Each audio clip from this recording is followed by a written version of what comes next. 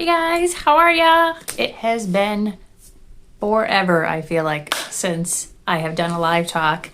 It has been just a crazy busy summer, which is cool. But I was really feeling like, oh my God, I actually really miss going live and like talking and stuff.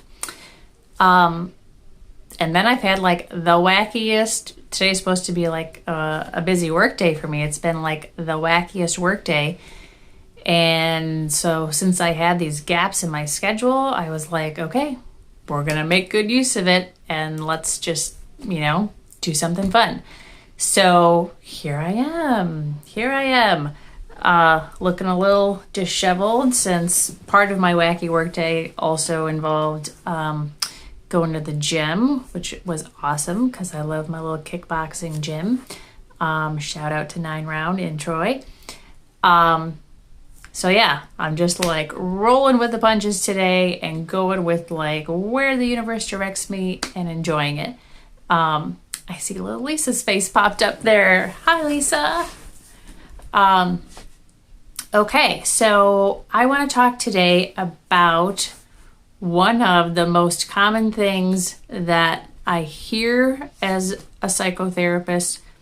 I'm sure I do it as well. It's the judgy voice that's in our head. The judgy voice that's in our head that likes to say things to us like, oh my God, I can't believe you did that. Or, oh my God, you're so stupid. Or, oh my God, I hate myself. That kind of thing. Sometimes it's really obvious like that, like what I'm, those big ones that I'm dropping there. Sometimes the judgy stuff in our heads is just a little bit more subtle. So sometimes I'm like helping people tweak their words just a little bit to be a little bit more gentle.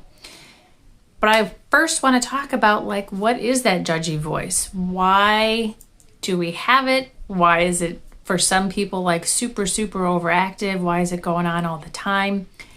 And then what do we do with it? What do we do about it? So here's one of the things that I often teach people that tends to shock them a little bit is that self-judgy voice that's in our head that tells us we're stupid, in some way tells us we're not good enough, says mean things like I hate you or whatever, any of that stuff. Believe it or not, it actually is coming because it thinks it's trying to protect you.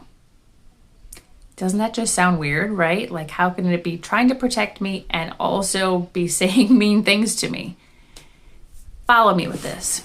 So that judgy voice thinks it's trying to protect you because it has this idea that if you just do things right, if you just don't screw that up, if you just don't say the wrong thing, then either I will get love and affection, I won't feel not good enough, I won't feel like a big loser. So it thinks that if it is tough on you, it will keep you from making whatever that mistake was that it thinks that you just made. If it can make you not make that mistake again, then you will avoid feeling hurt, feeling rejected, feeling unloved. It believes if it's tough on you, it's going to keep you from making the same mistake again, and it thinks it's going to get you more love that way. So when we say it like that, it might still sound a little bit crazy. A lot of the time, we learn that kind of self-talk in our heads in some fashion early on in our lives. Like if we felt criticized when we were young, or sometimes we're not even criticized, but we can feel like if as a kid we don't get paid a whole lot of attention when we're young, even if we're not criticized, we might start to believe that we have to do things perfectly in order to get any little piece of love and attention and affection from a parent. So it's usually a voice that we learn early on, and we seem to like carry it with us throughout our adulthood. We just find new things to criticize about ourselves, right? So a lot of times people do become aware that they're judging themselves, but then the tricky part becomes they recognize that they're judging themselves and they go, oh my God, I can't believe I'm judging myself again. Or, oh my God, knock it off. I can't believe that. Oh, you're so stupid. Didn't we just talk about this?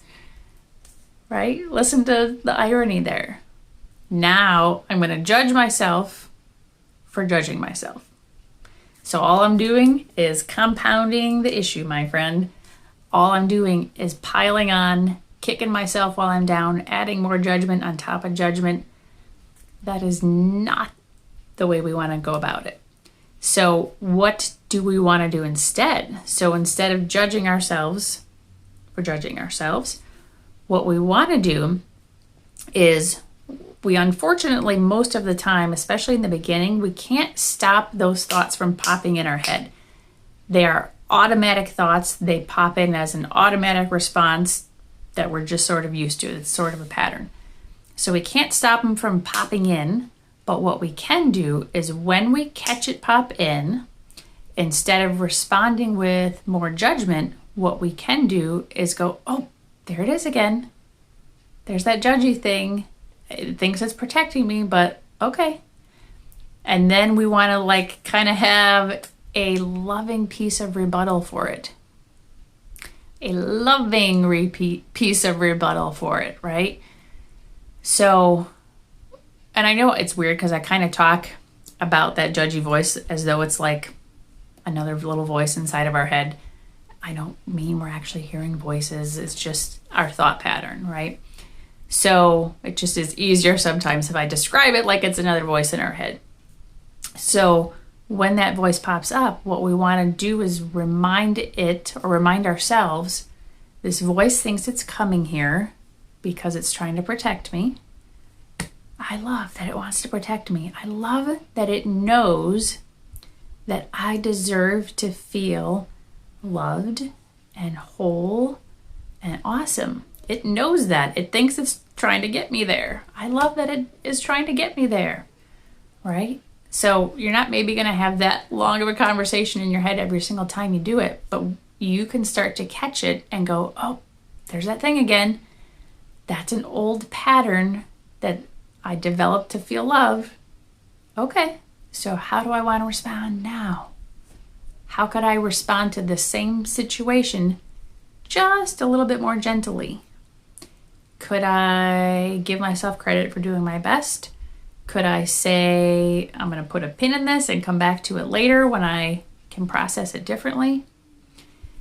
The biggest point is to, when we catch it, to not pile on the judgment. We want to meet it with love. We want to meet it with, it knows it's coming from a place of deserving. We want to recognize it as this is just a pattern that I learned that no longer serves me.